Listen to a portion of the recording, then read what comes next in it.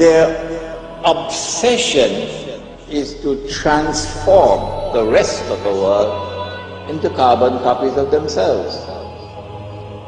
And in order to further this process of transformation of mankind into carbon copies of themselves, they bring to the world something called globalization.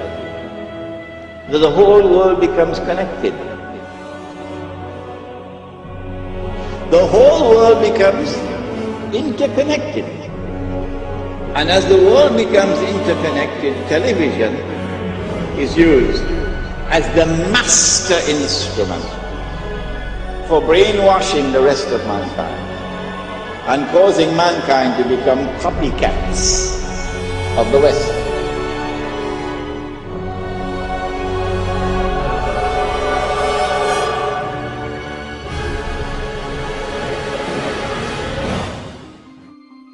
So in a sense, what we're seeing is using branding that is so enmeshed in our culture and in our lives as a way back into our own societies, a way to engage with globalization. Because if you pick up a shoe now, you have the story of globalization in your hand. You have leather that was maybe produced in Argentina, shipped to the Philippines, produced by a Korean subcontractor that went through a Hong Kong broker that was dealing with a company in Oregon. So you're looking at this thing, and if you can deconstruct it, if you can trace all the components through the global economy, and not only that, but find out how much that company that's selling you that shoe spent on advertising last year, and how much money they paid a superstar athlete to sponsor them, then you have the disparities of the global economy in miniature, the winners and the losers. What we've seen in the past 6 years is an explosion of brand-based investigative activism, where you have campaigners that have peeled or looked behind the brand, peeled away the facade to see how the goods are produced. There are labor groups in the United States that have sponsored tours of Nike workers, of Gap workers, going to U.S. campuses, to community centers, to tell people how their products are produced. And of course, this is very uncomfortable for these companies, because even though they are the engines of globalization, they don't really believe in globalization, not this kind of globalization, right? I mean, their whole system depends on the world of production and the world of consumption staying safely apart, and there not being this connection at the grassroots where we learn the secrets behind our shiny, perfect, airbrushed global world. So now these brands have become, in many ways, the most visible targets of globalization, so much so that whenever you see a protest, during a protest, there'll be a line of riot cops guarding the Starbucks, guarding the Gap, guarding the McDonald's. And this strikes me as tremendously symbolic, somehow, that they're guarding the facade, the entry point into the world of globalization. And what this activism is doing is it's putting them together. And it's going to the shiny facade of the brand outside the mall, outside the superstore, and saying, we know how your products are produced. That's what these campaigns do. They make globalization real. They say, it's about the food that you eat, it's about the clothes that you wear, it's about the toys you buy your kids.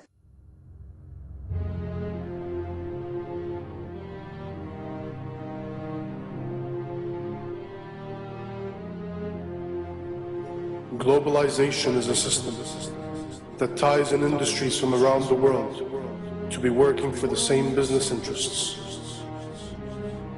A machine, globally fulfilling the needs of the few, teaching you that humanity will perish without it.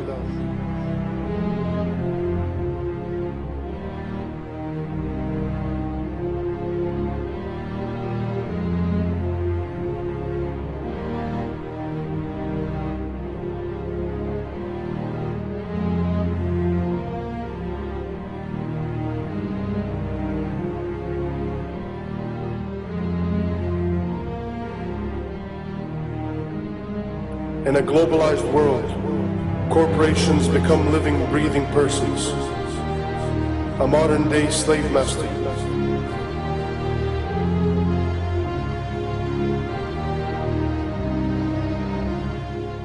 These are a special kind of persons which are designed by law to be concerned only for their stockholders. and not say what are sometimes called their stakeholders, like the community or the workforce or whatever.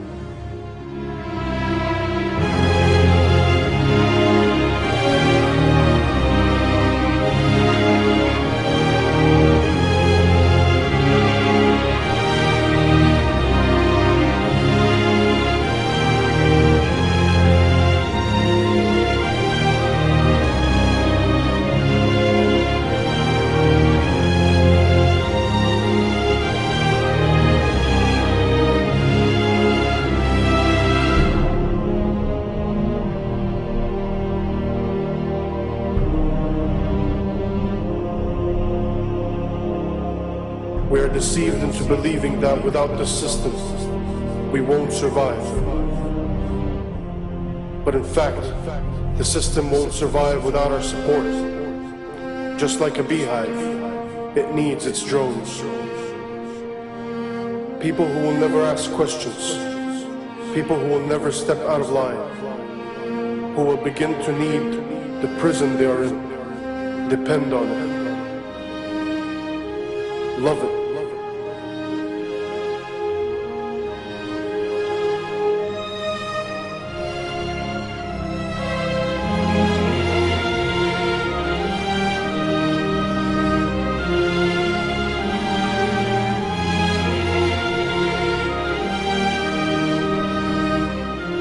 Have we lost our humanity? Have we become the gears of the machine? A machine which only survives by feasting on us, guzzling us up, digesting us, only to excrete out its capital.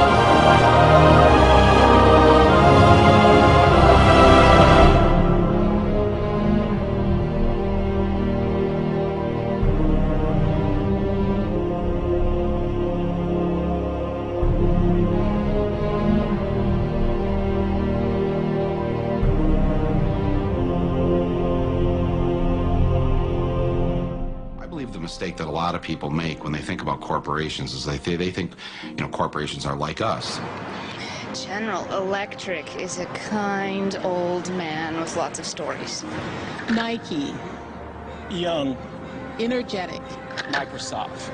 Aggressive. McDonald's, young, outgoing. Monsanto.